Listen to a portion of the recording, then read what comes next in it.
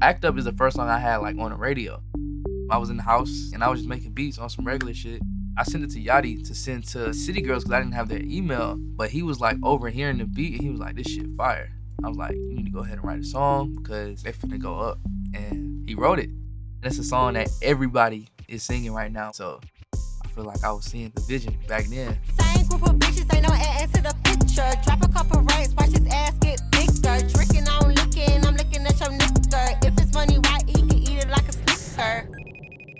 Man, I met Yachty when I was like 7 or 8 years old, and that's been my nigga ever since. How did we meet, bro? Tell them how you met me. I met you. I think The Sky Was Blue was about 3:45. The year was 2000. Let's say 4, 5, 6. I don't know. I forgot. I was walking into the Boys and Girls Club and I needed a friend. You said, yo, what's up? Extended your hand. And I was like, yeah. I don't know. Nigga, the fuck was a long time ago. Yeah. Before music, before all this shit, we was in school. You know what I'm saying? And then we just kind of just grew. The inspiration from this song was really from Back That Ass Up. Girl, you look good, won't you back that ass up? I didn't want it to sound like New Orleans bounce, but I wanted it to sound like my own wave of just some twerk shit. Back that ass up. When I first started making the Act Up beat, I started off with like the old school kind of dancey bass. I had started out with this VST called Track Guide, and it was like just really simple. So from there, I just went with the VST called Expand 2, and I used the xylophone. I don't play keys, so when I make beats on some lazy shit, I was just clicking shit in. It still sounded like my sound in a way, and I just liked it. And then I layered it with another sound from Omnisphere, and I just copied the same pattern. Me merging the two sounds together makes it more playful than it already was with one sound. Once I got done with the melody and that bass, I kind of just started just adding the drums, like the percussions and just shit to just fill the beat in. And I started with the clap. I added a snare. When the snare and the clap together, it hits harder. After that, I went to the hi-hats. That's your bounce, you know what I'm saying? That's kind of what's controlling the song. After that, the cowbells. That's like some New Orleans shit, I guess. I'm not sure, but it sounds good in the song. I had like some percussions in the background. It's like a background sound. It's like some cool little shakers. I added another background sound, and it's kind of like a clap, where it's kind of clapping like this.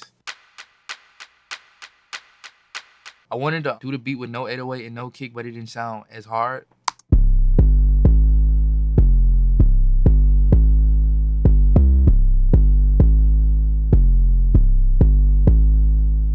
I think the kick is following that 808. And I never do my kicks and shit like that, but it was for the sake of the twerk beat, so yeah.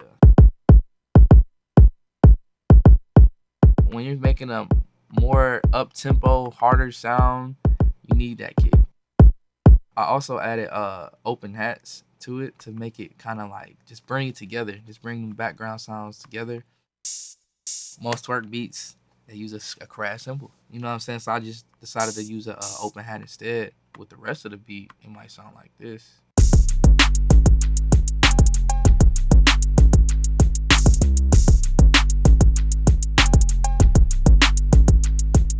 After all those sounds, I added the scratch. Like, this was one of the last things I added to the beat.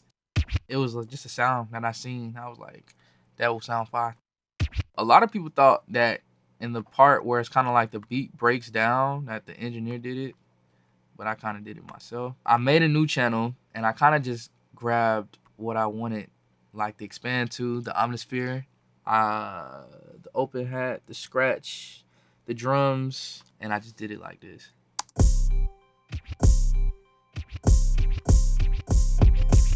So as you can see, it's like on all the channels. And then when you have all these sounds together, this is like the outcome.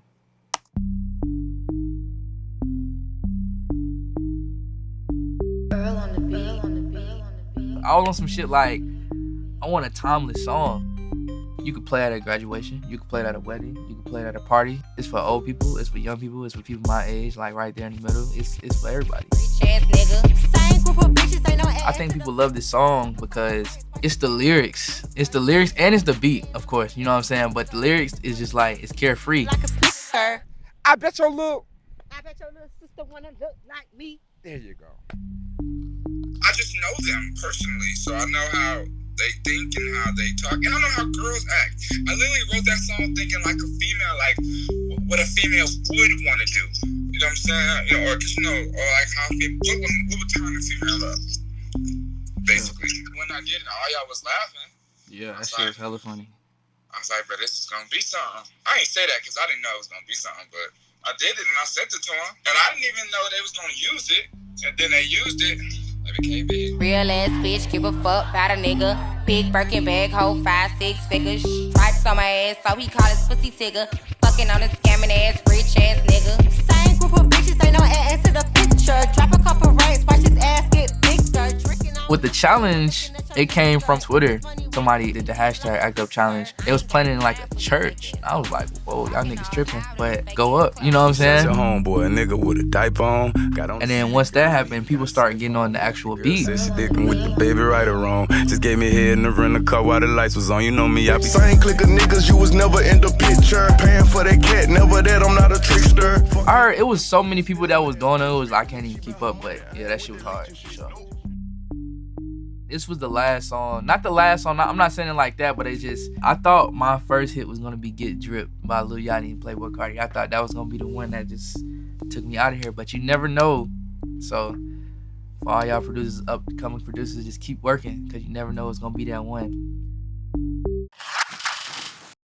I don't even like that beat. That's a damn lie. I don't like that beat. When you play that shit, it's not like I was like, oh, Earl, let me keep this for myself. You should have seen what you said when I sent it to your phone. I still got the message though. What'd I say? I'm gonna find it. Matter of fact, What'd I say? I'm finna show you right now. Give me a second. Bro, you was not finna find messages from last year early, bro. Bro, I don't delete threads just in case of shit Yeah, like me this. either, but so what, you finna keep scrolling up? Yeah, I don't know. Alright, cool. Come back to the screen, please. All that cap ass shit you doing for the fucking computer.